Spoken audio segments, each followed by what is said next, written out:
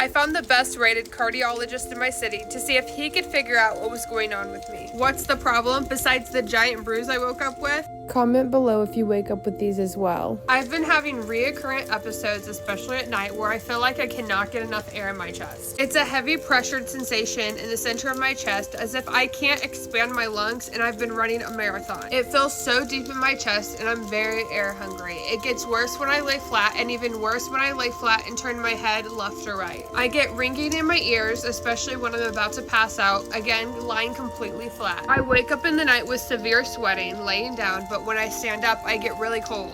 These episodes temporarily improve when I take my blood thinner, but then return 24 to 36 hours later. It's very positional, and it feels like my heart is beating really hard and really fast. Now, I could have gone to a pulmonologist or an oncologist / blood doctor, but the wait was way too long. I did go to the ER, but after 15 hours later, they sent me home after a chest x-ray and some blood work. Plus, I don't have the best memories with the closest ER to me. After they sat me in the nurse's station, didn't let my husband come in, and didn't watch me while I was septic and having seizures. I do have a viral video of this. Because I have vascular Ehlers-Danlos syndrome, I figured cardiology is my next best bet. Since I have chronic conditions and have been to the doctor a lot, I have some expectations. Number one, the cardiologist should focus heavily on my current situation, given I have history of VEDS and pulmonary emboli. Number two, he should do a physical with sitting and standing vitals. And number three, he should order stat tests like an EKG, Holter monitor, echo, and blood work, specifically looking for clotting markers. Obviously, I'm not a doctor, but I've done this enough times that I'm also going to ask for a CTA. Really quickly, before I take you guys to my doctors, I would love if you could like, subscribe, and turn on that bell notification. This is a brand new channel, so if you do those things, it will give me an incentive to keep going.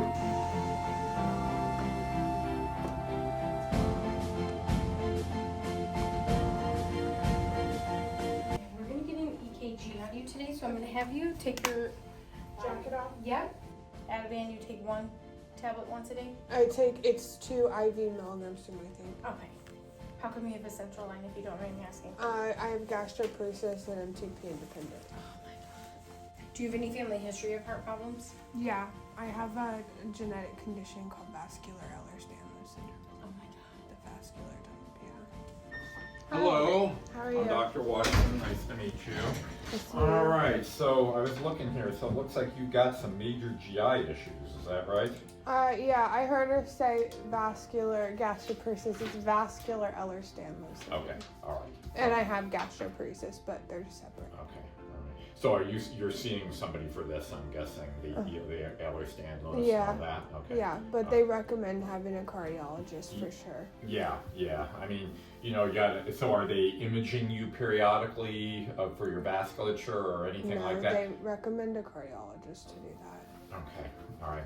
I was having trouble breathing. I've been having these really, really scary issues, and I've never really been scared of my heart problems, but when I lay down, it feels like I can't breathe. Mm-hmm. And I've had a couple pulmonary emboli. Yeah, I see that. It feels like that. Okay.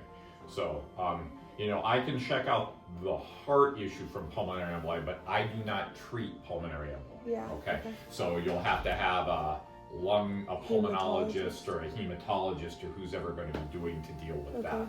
I mean, I can check. I mean, as you know already, Ehlers-Danlos, you have to worry about obviously dissection, vessel dissection. It gets better when I take Lovenox, but I'm out of Lovenox 80, so I'm taking Lovenox 40.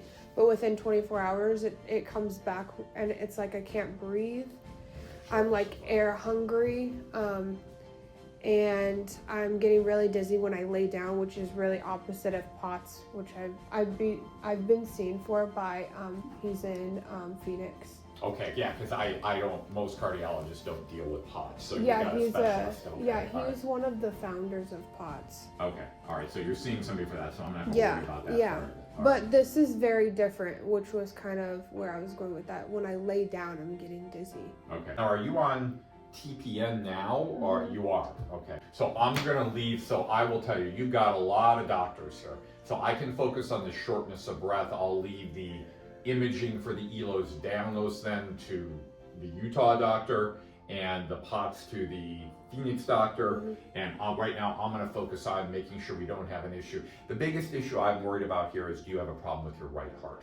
Because you've had prior pulmonary emboli, sometimes that can affect the right heart. So I got to get an echo to find out if that's what's going on. Yeah. Okay. I'm worried about the time, you know, that this has been going on and slowly getting worse, and I keep passing out.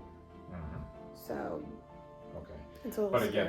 But again, remember, the passing out though that's also related to POTS disease. No, I'm passing out while I'm laying down. You're passing out while you're laying down. Yeah, that doesn't happen with POTS. Okay. All right. So again, I'm saying that you have got so many doctors involved here. I'm a little hesitant to do but only a couple of simple things, because you've got experts in other places dealing with this, and that gets very, very complicated when you throw another doctor in the mix who doesn't know all of this stuff.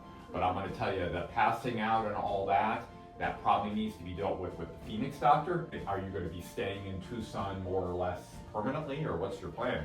My personal opinion is this sort of a level of congenital issues is probably best addressed in this town by Banner. Outside of Banner is private groups that deal with common stuff.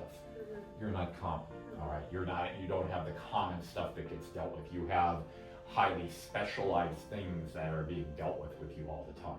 So I'm bringing that up because I think it's something that you need to be thinking about. Okay, seriously. So I think bigger picture for you need to think bigger picture. Tucson is limited for this sort of stuff, and Banner for you is probably the best place. Okay. Mayo, Cleveland, Cedars, Sinai, and LA, you know, those sorts of things. Here, we'll be right with you, all right?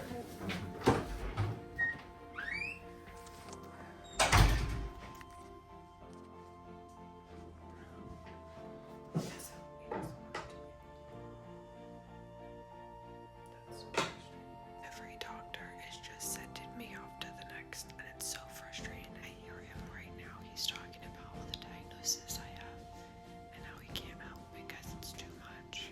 I want to literally cry. He told me to go to the hospital, so that's fun. Nobody's helping me. Everyone just says other doctors can handle it. Like, you have the other doctors who can do this. I don't need to do it. Like a whole cardiologist for vascular Ehlers-Danlos syndrome said, other doctors need to be handling this, not me. I'm just so tired of this being a life. So clearly this video didn't go to plan. I will update you guys in the next one.